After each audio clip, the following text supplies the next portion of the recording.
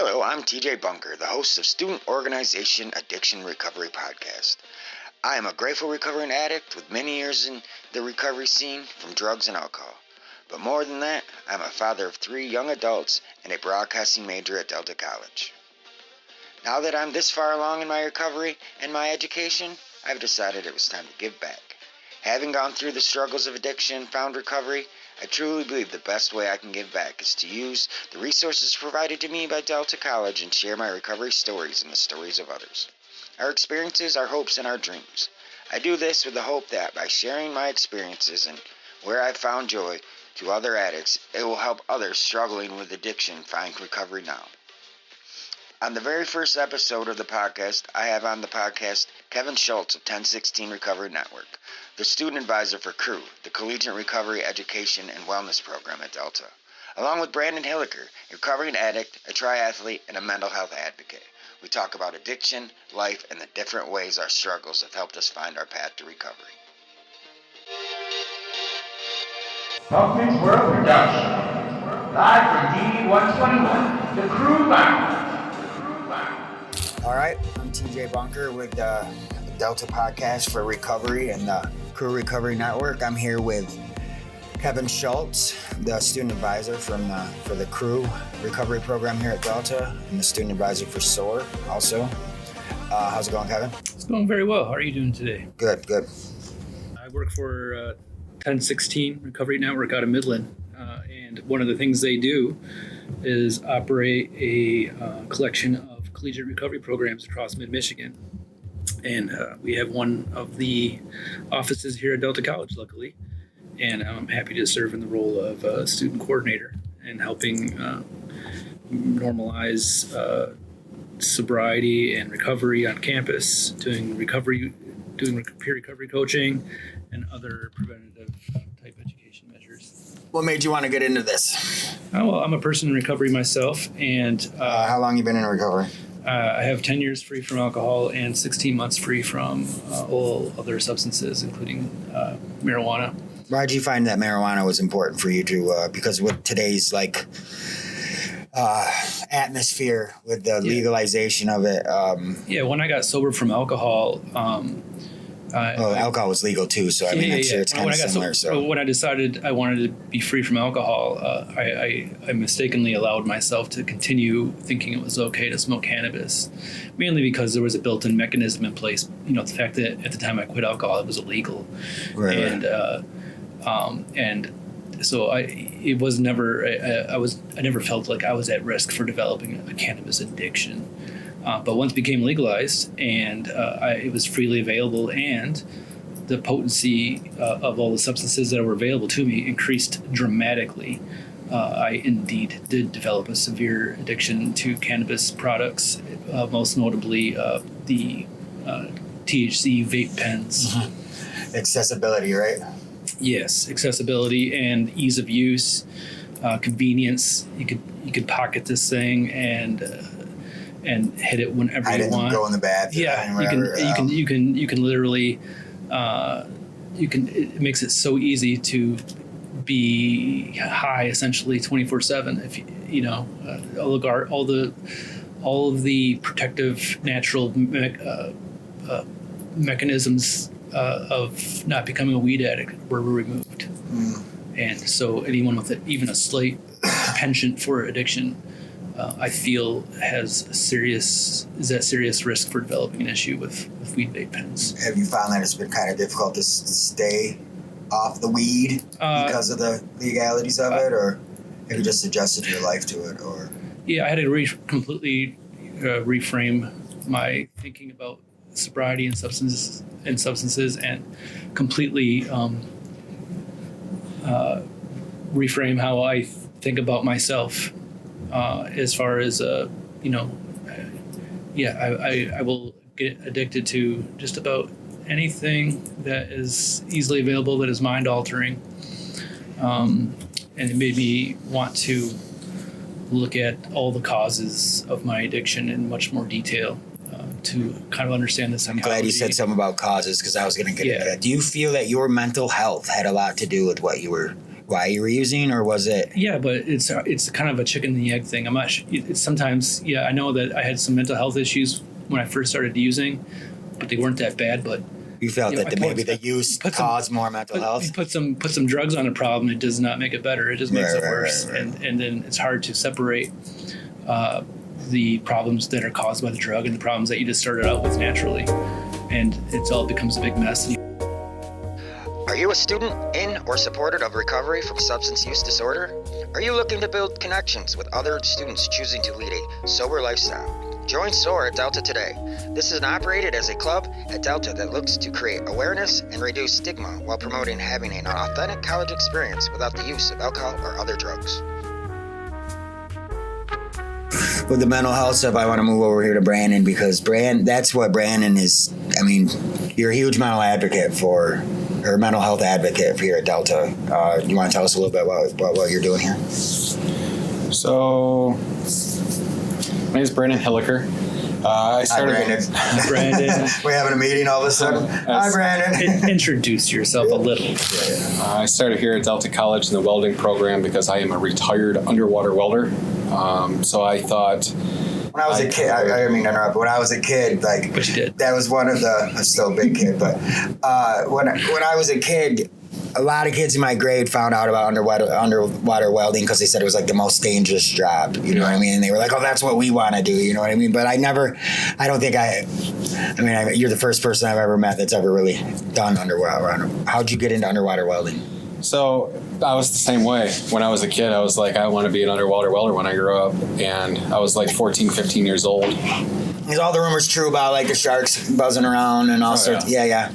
Well, are they attracted to the hum or something? No. So when I was in high school, I took welding. And in, like the skill center or whatever, in Tuscola County. Okay, we had something like that down in Lansing, so yeah. And then when I was done with the program, believe it or not, I took public safety in mine, but it's a whole nother issue. When I got out of the welding program and I started going to school and stuff, I dropped out of school. When I started going to college afterwards for welding, all the big companies were leaving, like Dodge, GM, all these big manufacturing companies were leaving, which means there was more welders than what there are welding jobs. So I was like, okay, what am I going to do? At the time, I was on parole, and I waited until I got off parole, and I went down to Florida to Jacksonville Commercial Diving Academy, which is now closed because too many students died. And I went to school for an underwater welder, basically, because, it was my dream, but...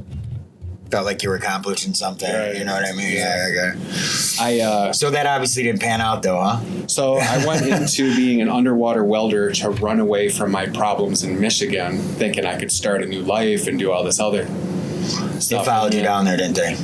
Well, it's not that they didn't follow me down there. It's that every underwater welder is a little bit nuts. Right. Well, I mean, they have this saying, too, in recovery, everywhere you go, there you are. So, like, you can't run from yourself anyway. So, I mean, there you are. So it wasn't really like starting a new start. It was starting a new start with a bunch of fuck-ups. Yeah, right. It's like right. Every night we were at the strip bar. Parental advisory. Doing cocaine and drinking. Right. Yeah. Oh, yeah. So, I could only imagine. And then the money. Right. The money might have been right. So, I mean, it's... Yeah, and then when I got out of dive school, I went into the Gulf of Mexico. I would work for 4 to 8, sometimes 10 weeks out in the middle of the ocean. Right. And I think the first year I worked out there... What time was that? What year? 2004. Okay. The first year I was out there, I made $100,000. Yeah, right. Huh? Yeah. First year, we would work 80 to 110 hours a week. And... I lived 2 blocks away from Bourbon Street in New Orleans. Right. So Addict's paradise, I'm sure. We would all get off the boat with a pocket full of money and come back with no money, huh? We'll come back with no money. Yeah. I feel Was it a boat trip out to the work site every day and back? Yeah. No, we lived on a boat for a long period of time. All right. We would wake up on the boat, go to sleep on the boat, and Interesting. The only time Yeah, I so was that sober, sounds like a tug on your mental health for sure. the only time so, I was sober was when I was on that boat. Right. So Maybe your employers knew that and they kept you on that boat a little bit longer. They did. Who knows? They Who did, knows? a lot Who of knows? times. Yeah. Like we were all like, you have to have a few screws loose, you know? Yeah, Like, of course, to be out. Like, I mean, I even watching some of them, like, crabbing shows and stuff. Right. Even them guys are a little nutty, and they're on TV all the time, these you know? aren't, So, these aren't guys who are interested in doing the normal nuclear family 2.1 kids thing. yeah. Right. So, okay, so you got to, you're out on the boat. yeah, so like we're talking about addiction and stuff, Yeah. and you know, addiction is more than just substances. Like, Oh, yeah. you were talking about being addicted to THC and alcohol. Like as a diver, I was addicted to adrenaline. Yeah, well, You see, know? I think that's where a lot of, like, some of our addiction recovery or addiction problems come from as adrenaline junkie. Or, like, see, my dad, I brought up racing cars. My dad had me going fast at, like, a young age. And so that's, like, if I'm not in that chaotic zone, I'm not comfortable. So, like, drugs to me always brought that chaotic life, and so I felt comfortable. You know what I mean? That makes sense. Like I'd be the guy that would walk in this room and start kicking stuff over just so things would get all stirred up. So that way I felt comfortable in the room. You know what I mean? But I like to be a problem solver. So, like, if you got a bunch of problems or chaos and you start solving problems, you feel it's like a hero. I don't want to say hero, but, like, you know, like to be the one that solves the problems. You know what I mean? Like, I mean, good or bad. It's And you want to solve problems so much, you have to create problems. yeah. Well, it's my addiction. Yeah. You know what I mean? It's my high. It's like, oh my God. It's like I call it hero complex almost. You know what I mean? Like I want to be the one in charge. I want to be, you know what I mean? And so that drugs were my I only started realizing this the farther I get away from my usage is like what I was actually doing with myself. You know what I mean? Like because if I am in control of my life now sober, how much of my life was I control of then that I was controlling the chaos or causing the chaos or being the you know what I mean, the one but not even knowing it. But anyways, let's get back to you. So you ended up here at Delta. You're at Delta because I watch you around here, dude. Everyone sees you around here. You're doing great things here at Delta. Yeah. You know what I mean? So like you came back from you were So yeah, to tell you the little story is, how'd you get here? in 2013, when I was a commercial diver, I was in a motorcycle club. I drank heavily and I self-medicated my disabilities. I was born with ADHD and I developed borderline personality disorder, and which triggered bipolar at age 14, right? And I'm sure the trauma that comes along with all that. Right. So yeah. So in 2013, living that lifestyle of a commercial diver, that adrenaline, everything, I went manic for like 5 months. I had my best friend pass away, and then a hurricane hit in Louisiana. I lost everything I owned. My couch, bed, dresser, washing, everything. Just wiped everything out. Everything. No, it was after Katrina. It was just a little hurricane, but it was big enough. It took out everything. Yeah, when it takes all your stuff, I don't care if it's a storm. I mean, right. The work slowed down, so I went manic for 5 months, and then Christmas hit, then New Year's hit. I ran out of my medicine around that time, and it was just a compilation of a lot of things. The perfect shit storm. Oh, it was Yeah. And I've had a couple of those. it was horrible. And then January 8th. Hey, my birthday's the 9th, dude. Oh, really? Yeah.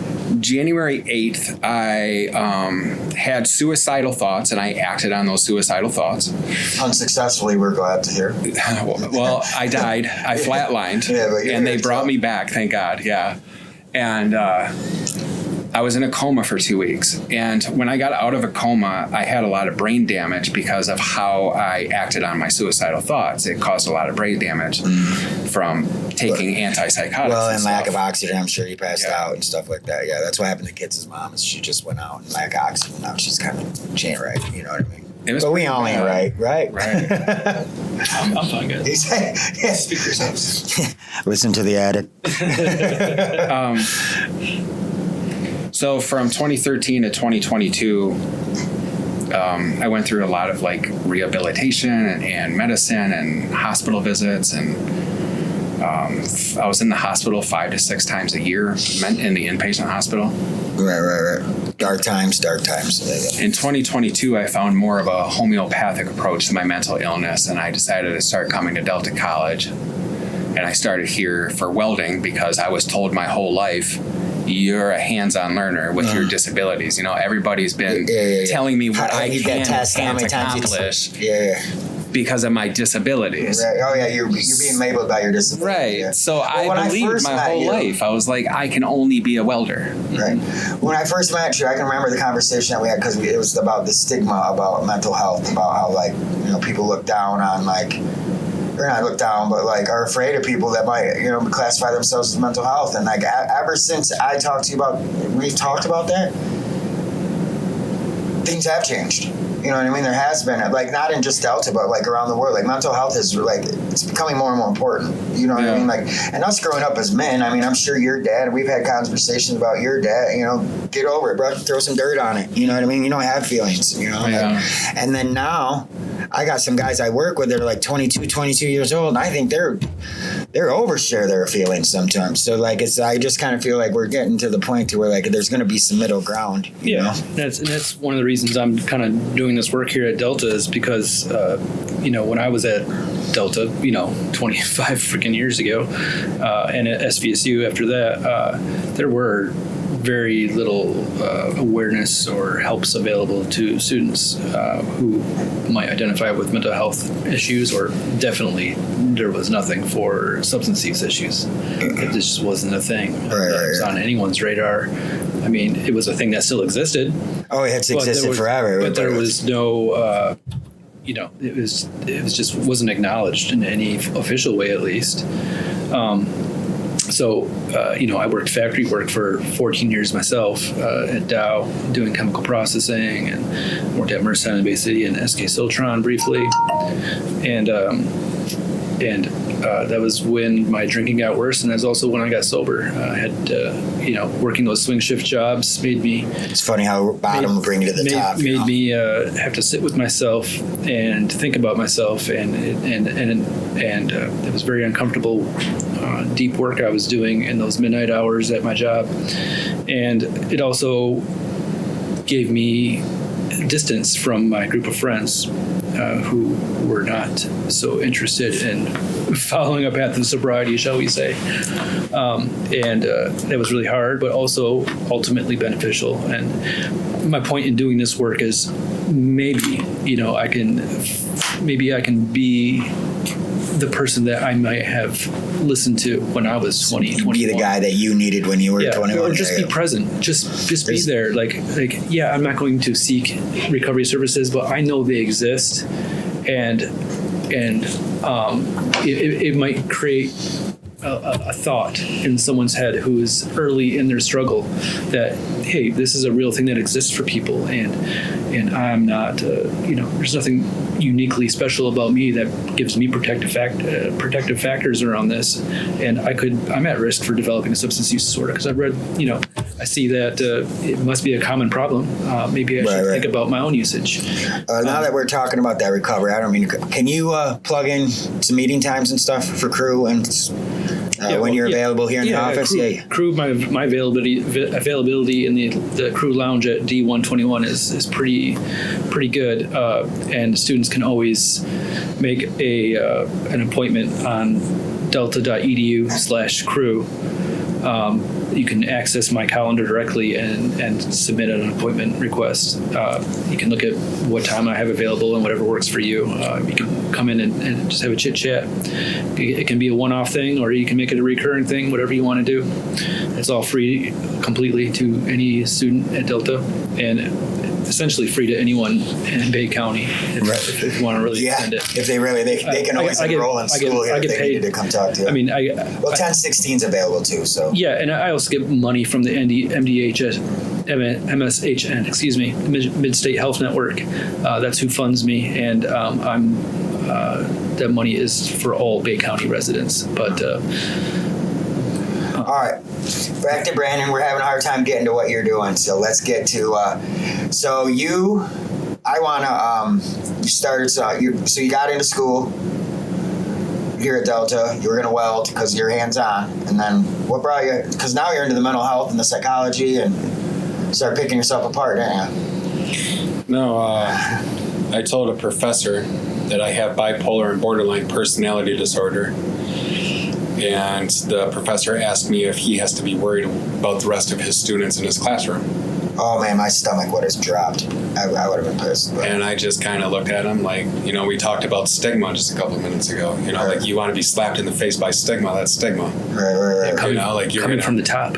Right. You like, I'm not a fucking serial killer. Yeah. Like I don't even have a right. I have a disability. Right. Like you're not gonna tell the kid in the wheelchair down the way because do I gotta watch my feet? You know what I mean? Like, I don't. So. I made that up too.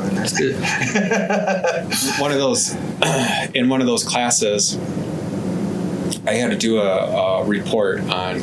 I wanted to know how a welding rod actually works because I've always been how and why. The chemical reaction, or why? How does it work? How does the electricity make it turn into a puddle and shoot it out of the end of the rod and make a penny? The mechanics of it, logistics. So I went down to the library and. The librarian taught me how to do research on the computer, and I was like, how does a welding rod work? And like all these papers came up. So I wrote this paper, and then I was like, how does bipolar work? And thousands of papers popped up. It started stuttering at you, didn't it? And I've been asking people my whole life, like, what is bipolar? What do you mean? Like, and they would read some like vague description out of the DSM. Yeah. It would tell me my symptoms, not what it is, or like ADHD, or why am I self-medicating my symptoms? Well, you're self-medicating because you're mad. Why? Right. So I started answering my own questions. So a couple of days after that professor said that, I was like, all right. Welding is not my purpose in life. Breaking the stigma of mental health by doing some truly epic shit. Yeah. See, that's the older I get and the more I've lived. That's how I feel about life. We have so much to get back because we've got to make it through. We should have been taken off. I feel like I survived my addiction for a reason. Same way you should survive your issues, and while you're here, I just feel that if we're not giving back anymore, it's just like we're just being selfish. Yeah. I feel. Yeah, I survived because I had a good sense of righteousness within myself, I suppose, whatever that means. I had good family supports. I'm a benefit of an enormous amount of privilege. I get that. I had a good family. I had all these supports that were already in place, and I can't forget that. And I need to take that kind of humility with me into the work I do, which means that I have to be mindful that this is a difficult thing that I'm asking of people to take a look at, and just be mindful that not everyone is ready to talk about this stuff or face this stuff. And it's a difficult place to be. It's uncomfortable to examine yourself in this kind of honest way. Takes a certain kind of person who's ready to deal with their addiction to say so and do something about it. And nobody can tell that person that they're ready until they are.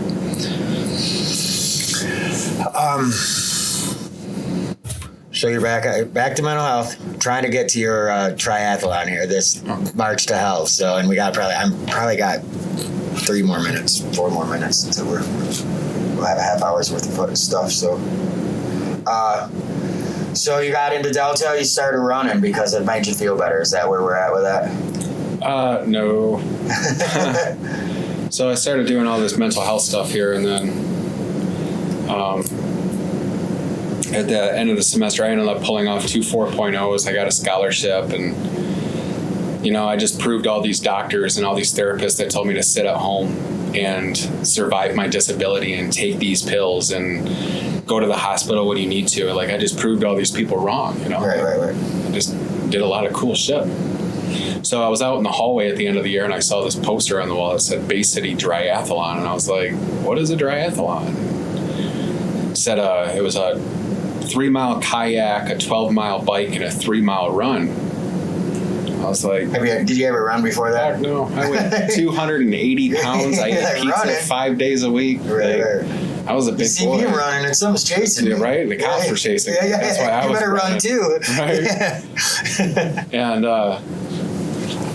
So I trained. I was like, okay, I'm going to do this. So I trained vigorously for like 5 months, and I crossed that finish line. And when I crossed that finish line, I was like, I feel great. Right. Why do I feel great? Right. Well, so I started doing all this research on runner's high, stuff like that, or was it even more? Well, I started researching like the neurotransmitters in the brain with my disability with bipolar. Like, why does my bipolar feel good? You know, why have I not had manic symptoms in 5 months that I've been training? Right. Because I've been burning them out. Right. A lot of chemical reactions going on when you're working out and stuff. Yep. So I started doing all this research, and then came back to school and ended up getting like 2 more 4.0s, and the semester came along, and I was like, I'm going to see if I can do so much vigorous activity that it can stabilize my bipolar for the summer. So I did 10 triathlons, and I swam 9.5 miles around Mackinac Island in 4 months. And it was great. I had a triathlon like every weekend. And plus it's accomplishments and stuff. You know? Right. I mean, especially coming from. I know as me, I was told a lot of times I wasn't accomplishing shit. You know what I mean? And then all of a sudden I started accomplishing this. You know, like I mean, I never thought I'd be back to school and hit the honors program and stuff like that. Honors was never even a thing I would never even cross my mind until I was already happened. You know what I mean? Like, because I wasn't shooting for it or nothing. But I guess that's how that works. You know what I mean? Like, through all the mental health research that I've done, I've found a lot about like trauma and addiction, and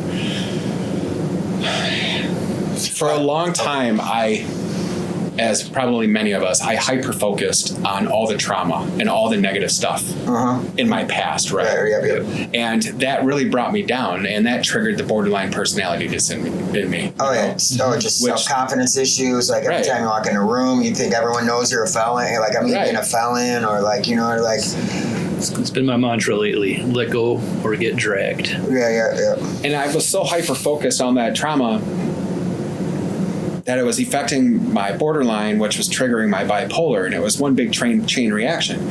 But something I noticed is accomplishments, right? When you get sober, that's like the first step, right? That's the first step to sobriety. Well, yeah, even to want to get sober. Some people, you know what I mean? That's the first step. And a lot of people think, I'm sober now, I'm good. And it's like, no, because... They call that dry drunks. Right. Because, I mean, you might be dry, but you're still that ornery, that alcoholic. You're not working on... See, I have a thing.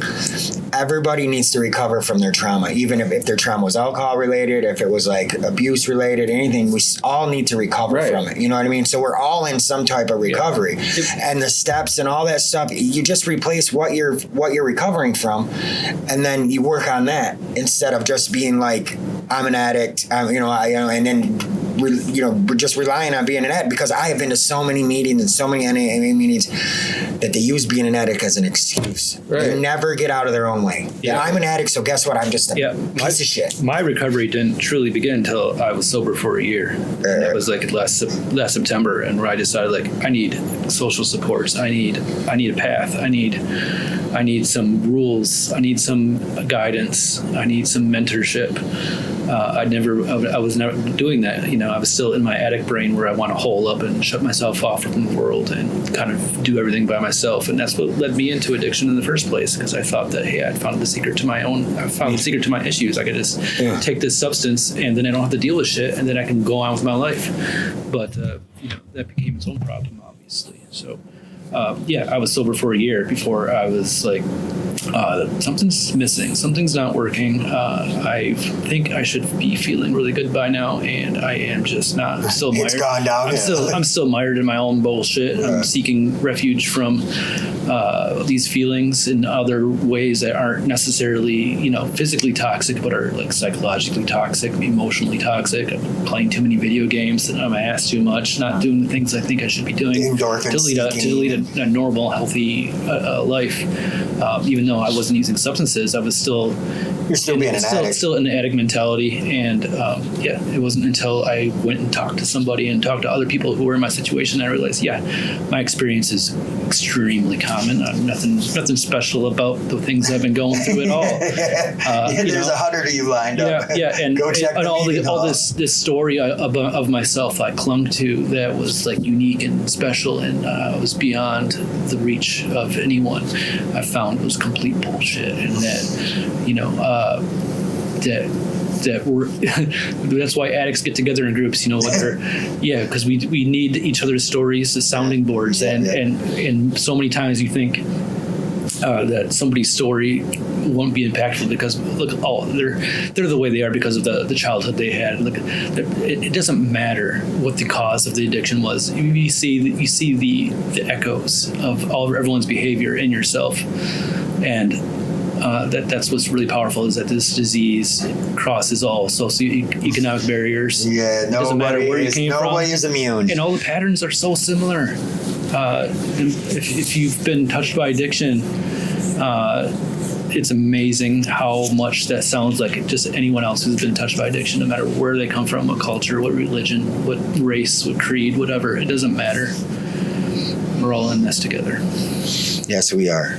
All right, Brandon, let's get to this. All right, you got something exciting coming up. You do. Let's just get right to it. Yeah. All right. This kind of leads to what we were talking about, right? It's like I have been so focused on all the trauma, and I was self-medicating on all this trauma. But once I started accomplishing things, then I started focusing on my accomplishments. And then what the else? civic engagements and stuff that I did, I started focusing on that because that's helping people. So I got out of this fixed mindset of my trauma is who I am. This is who I am.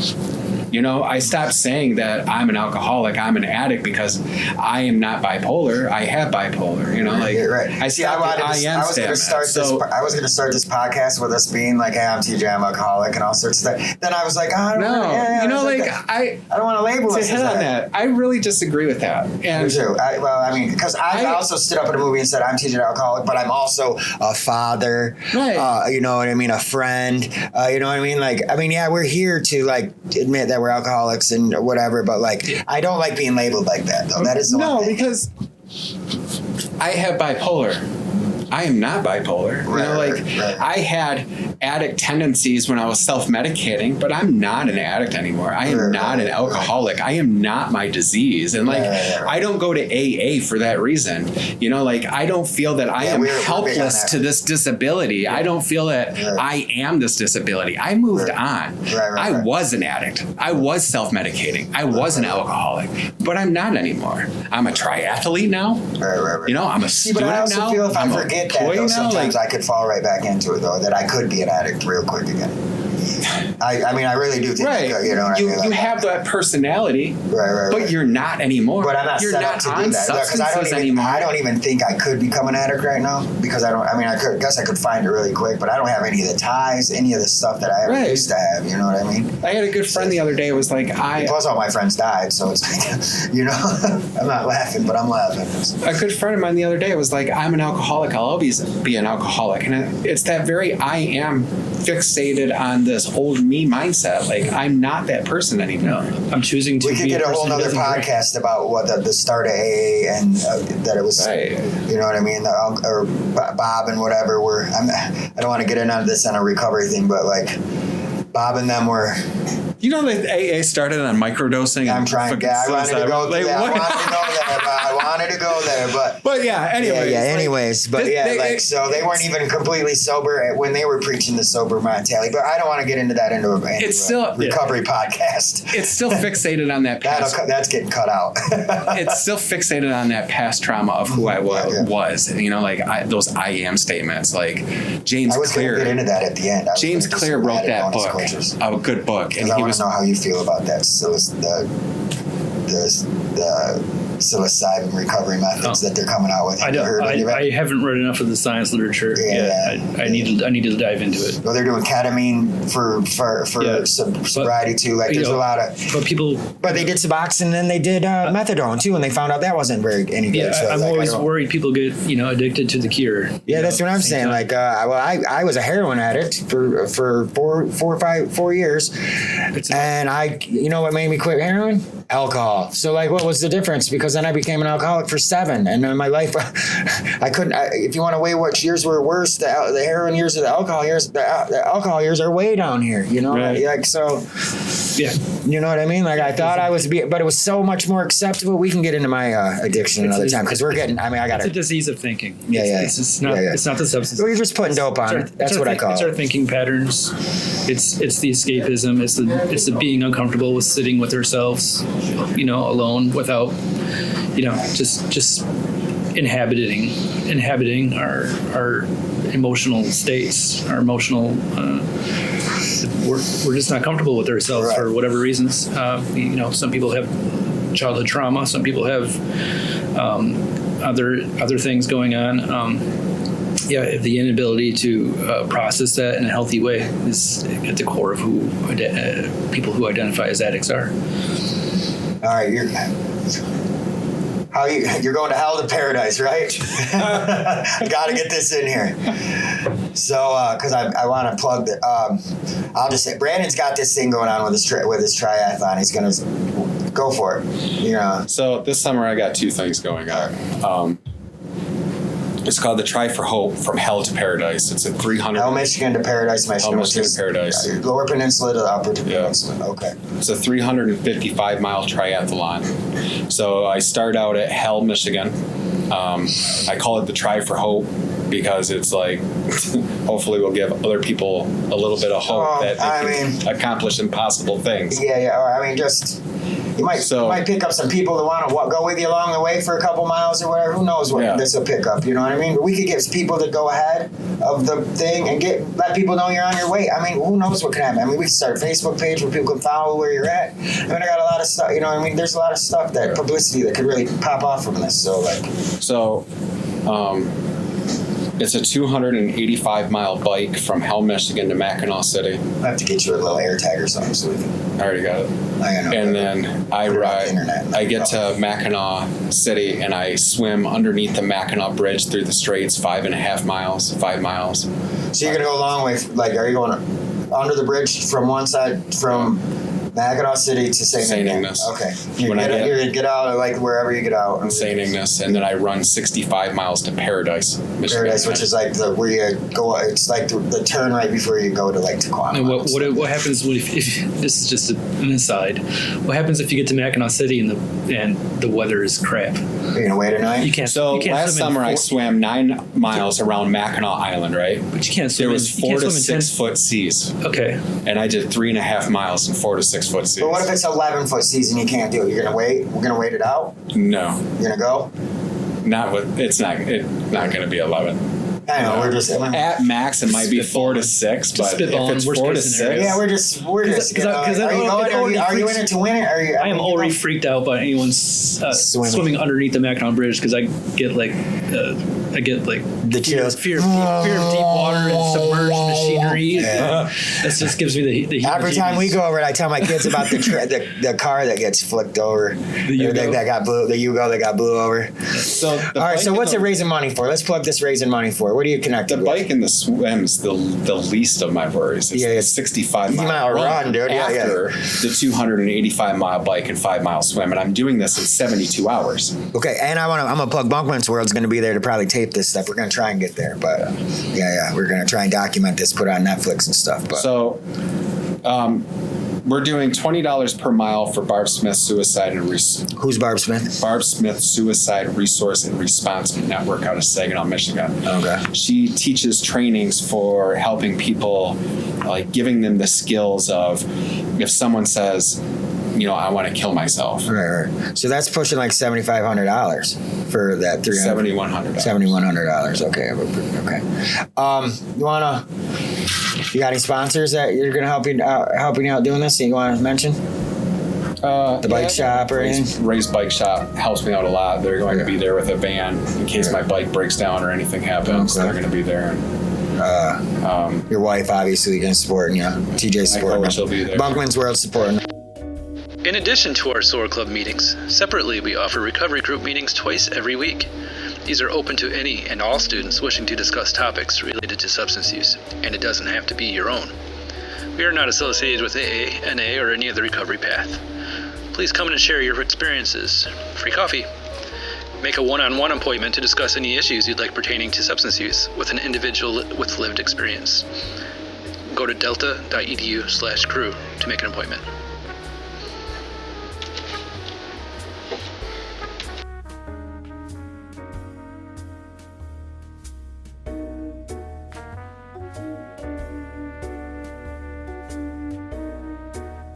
With everyone going around just giving a little bit of gratitude some gratitude about what they are grateful for in their lives right now. I mean, that's how I always like to end things with mine. Yeah. I mean, I'm gonna start. I'm grateful to have you guys in my life at this Delta. I'm 44 years old. I came into this I brought my kids, you know what I mean? But I kind of felt like duck out of water. Funny that they changed the name to Ducks over here at Delta. But I felt like a duck out of water. So I met you, and then I met Kevin, and I found the recovery here. Students like you are exactly why I'm here.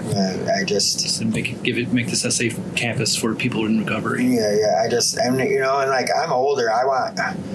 If I would have had something like this when I was younger, I don't know if I would have grabbed a hold of it. Yeah, me neither.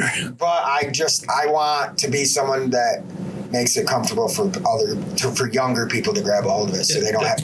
Because if they would have started what you're doing now, 20 years ago, look how far. You know what I mean? I don't want to regret because it took me everything I had. It took everything that happened to me to make me the person I was now. Because I think I'm a better person than I was when I was a kid before all this stuff happened to me. Because I was still that kid that was going to let the shit that did happen to me happen. That's the challenge of me doing this work. And yes, first of all, I'm grateful to all those in recovery and helping each other and having recovery communities and making it possible for me to be here and giving me the. What about you, Brandon? I'm kind of grateful for all the shit that I went through. Yeah, I was feeling that too. I'm here at Delta, and I don't think I would be here at Delta if I didn't go through all that stuff. I don't think I would be a mental health advocate if I didn't go through all that stuff. If you didn't have mental health, you wouldn't need mental health advocacy. Right. You know what I mean? Just like if I didn't go through the drug addiction, I wouldn't need to be in recovery, and I wouldn't have these tools to help other people. You know what I mean? It's just funny how it all works. I remember what I was going to say. Okay, go for it. Yeah, I remember that, one of the biggest challenges of the work I'm doing is knowing that the person I was when I was 19, 20, 21, when I was just starting off in my addictive behaviors and not having any clue about it, was my disdain for authority. I gave two big middle fingers to anyone who claimed to be an authority on anything. And now I'm kind of sitting here being the authority, and that's the biggest challenge of this job is, what can I say to young Kevin that he would have listened to? And that is my constant mandate, is to break through that hardened shell of just be somebody of resistance and listen to somebody who has some experience under the belt and maybe say some things people don't want to hear but they need to hear. You can still be a badass and not have to get fucked up every day. Yeah, that's what I say. Anymore, being the badass is not getting fucked. You know what I mean? Not being... being sober You know what I mean? Being sober and being the strong-headed one and the one that people can come to and be like, hey, and ask you a question and they take what you said, to truth instead of some drunk talk. You know what I mean? Like, hey, I need... how many times... Hey, can you help me with this? And it's like, before, I didn't feel I had the right answer. Now it's like, I'm like, we'll get to the right answer. You know what I mean? I feel I have the confidence. Or we'll at least figure out the right questions. Yeah. Like, if we ain't got them. I'm humble enough to ask questions again. You know what I mean? Like, I know, if I don't know something, I'm not going to pretend to know it anymore. And I used to pretend to know it. I really did. Sometimes the right answer is I don't know. Yeah, that's fine. Sometimes you have to be comfortable with maybe never know. I see certain things. I used to think I knew it all. So, if somebody was talking, I wouldn't hear them. I'm just waiting to my turn, to talk. So, Now it's like, so confident in your thinking process. now, one thing addiction taught me, my thinking process was just key. You know what I mean? Yes, it was. Yeah. And it's some of the dirty stuff, or it's just some of the stuff I did during active addiction. Just like, that looks like I did that. To get drugs. Getting fucked up. Yeah. How much can you accomplish? Again, that's what I'm saying. Sober. Yeah. And I just, like, I think about that a lot. yeah, like, man, I just got like, Yeah, also physics and chemistry stuff I used to get high. yeah. You know? Yeah. Oh, the math stuff that I used to fucking sling and go. You know what I mean? And like the business, and dude, my product was no bad. You know? Yeah, making week-long, month-long plans to ration my stuff. Like I could have done that. Yeah, absolutely. So anything, dude. Like, there's just some of the stuff that, like, I would say, if we're a couple in, you know,